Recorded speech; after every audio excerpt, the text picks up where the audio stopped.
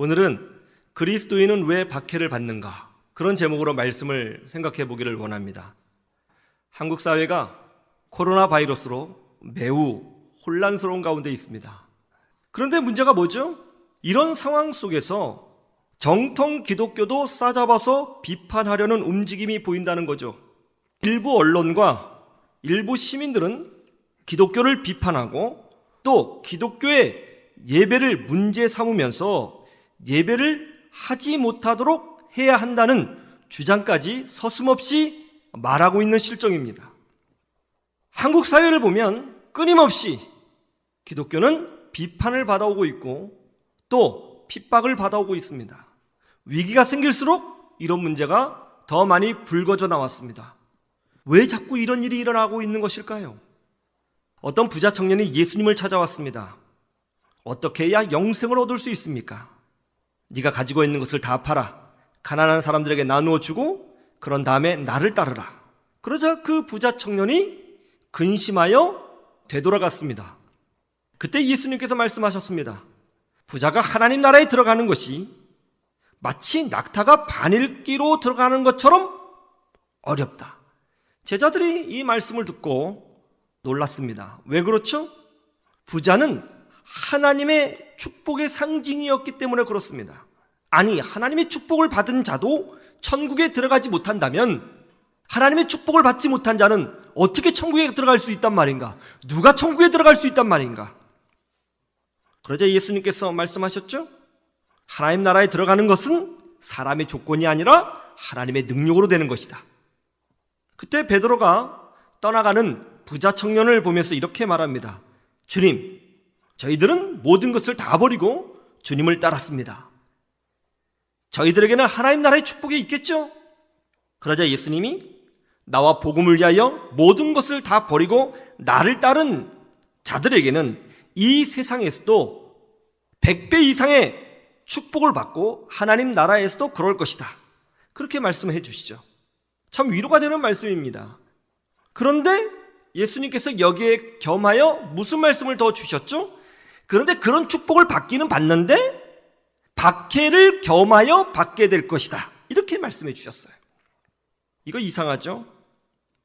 축복을 주시려면 깔끔하게 축복만 주시면 되지 왜 박해를 겸하여 주신다고 하셨을까요? 왜 박해를 겸하여 우리는 받을 수밖에 없다고 말씀하고 계시는 걸까요? 왜 하나님의 위로하심과 축복이 있음에도 불구하고 그 가운데는 박해가 있다고 말씀하시는 겁니까? 참 어려운 말씀입니다. 오늘 이 말씀을 중심으로 해서 몇 가지 말씀을 살펴보기를 원합니다. 질문으로 말씀을 살펴보면 좋겠습니다. 첫 번째 질문입니다. 그리스도인은 왜 박해를 받을까? 그리스도인은 왜 박해를 받을까 하는 겁니다. 요한복음 15장을 보시죠. 찾아가 보겠습니다. 요한복음 15장 18절로 20절 제가 봉독해 드리겠습니다. 세상이 너희를 미워하면 너희보다 먼저 나를 미워한 줄을 알라. 너희가 세상에 속하였으면 세상이 자기의 것을 사랑할 것이나 너희는 세상에 속한 자가 아니요 도리어 내가 너희를 세상에서 택하였기 때문에 세상이 너희를 미워하느니라. 내가 너희에게 종이 주인보다 더 크지 못하다 한 말을 기억하라.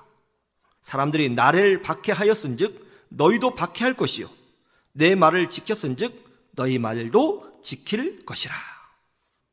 이 말씀은 예수님께서 십자가에 못 박혀 죽으시기 전에 제자들에게 주신 마지막 유언과 같은 말씀입니다. 예수님은 먼저 제자들에게 서로 사랑하라고 명령하십니다. 기독교의 핵심은 사랑이죠. 우리 그리스도인들은 먼저 서로 사랑해야 합니다. 그런 다음에 우리 그리스도인들이 그리스도인으로서의 정체성을 갖게 되는 것입니다. 서로 사랑하라고 말씀을 주신 후에 우리 주님께서 주신 말씀이 뭐죠? 이거죠. 너희들은 서로 사랑해야 하겠지만 세상은 뜻밖에도 너희들을 미워할 것이라고 말씀하십니다. 왜 세상이 우리를 미워하죠? 우리의 소속이 세상에 있는 것이 아니라 예수님에게 있기 때문에 세상이 우리를 미워할 것이라고 예수님이 말씀하신 겁니다. 즉 우리는 세상과 다른 존재이고 이 세상과 섞일 수가 없고 이 세상과 근본적으로 다른 존재이기 때문에 세상으로부터 미움을 당하고 박해를 당한다는 거죠. 어떤 집사님이 이런 간증을 했습니다. 예전에는 세상 친구들과 술 마시고 대화하고 또 어디 함께 놀러 가면 너무너무 즐거웠다는 거예요. 그런데 예수님을 믿고 나서 그 친구들을 다시 만나고 보니 이상하게도 대화를 해도 재미가 없고 노래방에 놀러가서 노래를 불러도 흥이 나지가 않고 함께 있는 시간이 그렇게 지루하고 답답하더래요. 재미가 없더래요, 재미가. 그런데 놀랍게도 교회에 와서 집사님들하고 이야기를 하고 목사님하고 이야기를 하면 시간 가는 줄도 모르고 그렇게 즐겁고 행복하더라는 것입니다. 자기 자신이 바뀌었다는 거예요. 그래서 시간이 지나고 나니까 세상 친구들과의 관계가 자연스럽게 다 끊어지더라는 것입니다. 여러분, 우리는 세상에 속한 자가 아닙니다. 예전 같을 수 없습니다.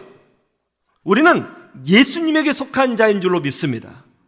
그래서 우리는 세상에 녹아들지 못합니다. 물론 우리는 세상에서 살고 또 세상 사람들이 짓는 똑같은 죄를 짓기도 하고 실수하기도 하고 아직 성화되지 못한 성품을 가지고 살아가기도 합니다. 그러나 존재가 다릅니다. 소속이 달라진 것입니다. 그래서 세상과 함께 가지 못합니다. 세상은 그런 우리를 미워하고 박해한다는 거죠. 왜요? 다르기 때문에 그렇습니다. 다르기 때문에. 이번에 코로나 바이러스 때문에 어떤 일이 벌어졌습니까? 유럽에서 인종차별이 벌어졌습니다. 아시아인들만 보면 돌을 던지고 욕을 하고 침을 뱉는다는 거죠. 왜 인종차별이 일어나죠? 여러분, 인종차별의 핵심이 뭡니까? 인종차별의 핵심은 이것이죠. 너는 나와 다르다, 이겁니다. 피부색이 다르고 언어가 다르고 문화가 다릅니다. 사람은 기본적으로 다른 존재를 받아들이지 못합니다. 다른 존재에 대해서 경계감을 드러내고 다른 존재를 배척하는 기질이 있습니다. 다르다는 거죠. 이게 인간의 본성입니다. 우리 아이들도 그렇죠. 초등학생 아이들도 그런다잖아요. 아파트 평수가 다르면 차별한답니다. 이거 놀랍지 않아요? 이게 바로 세상이죠. 세상 사람들은 나와 다른 것에 대하여 적대감을 갖고 있습니다. 그런데 기독교인들은 어떻습니까? 완전히 다른 존재이죠. 세상은 땅을 위해서 사는데 그리스도인들은 하늘을 품고 삽니다. 영혼을 이야기하고 하나님을 이야기하고 천국을 이야기합니다. 다른 존재이죠. 예수님에게 속한 존재입니다.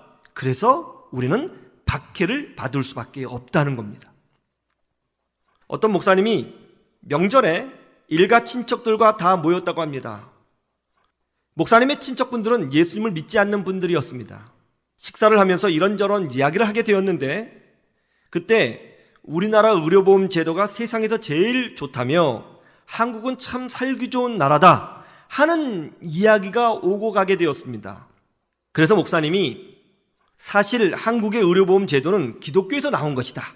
장기려 박사님이 부산에서 시작했고 그 병원에 지금 고신대 의료원이다. 이렇게 설명을 해 주었답니다. 그러자 기독교를 싫어하는 한 분이 못 믿겠다. 그런 것이 어디 있느냐. 증거가 있으면 보여달라. 하고 따지더래요. 그래서 목사님이 스마트폰으로 검색해서 증거를 보여주었답니다. 그러자 그분이 벌컥 화를 내면서 이렇게 말을 하더라는 거예요. 개떡 같은 의료보험, 이딴 거 다 없어져야 돼 하면서 나가더라는 거예요. 기독교 역사를 보면 참된 그리스도인들은 항상 박해를 받아왔습니다. 기독교가 착한 일을 할 때는 착한 일을 한다고 박해를 받았고 실수하면 실수한다고 박해를 받았고 우리끼리 모여서 무엇인가를 하면 무엇인가를 한다고 박해를 받은 것입니다. 이것을 통해서 우리는 깨달아야 됩니다. 여러분, 우리는 어떻게 해서든지 세상으로부터는 절대로 인정받지 못합니다. 우리는 세상에서 인정받을 사람이 아닙니다. 여러분, 세상 사람들로부터 박수 받을 생각 절대로 하지 마십시오. 절대로 우리에게 박수 쳐주지 않을 겁니다. 어떻게 해도 우리에게 박수 쳐주지 않습니다. 우리가 인정받을 곳은 세상이 아니라 하나님인 줄로 믿습니다. 우리 그리스도인들은 하나님으로부터 인정받으려고 해야 됩니다. 물론 우리는 세상에서 빛과 소금의 역할을 다해야 하죠. 그러나 그런다고 해서 세상이 우리에게 박수 쳐주지는 않을 겁니다. 하나님이 우리에게 박수 쳐주실 것입니다. 우리 그리스도인들은 세상이 우리의 관심이 아닙니다. 하나님에게 집중하고 하나님에게 인정받으며 살아야 되는 줄로 믿습니다.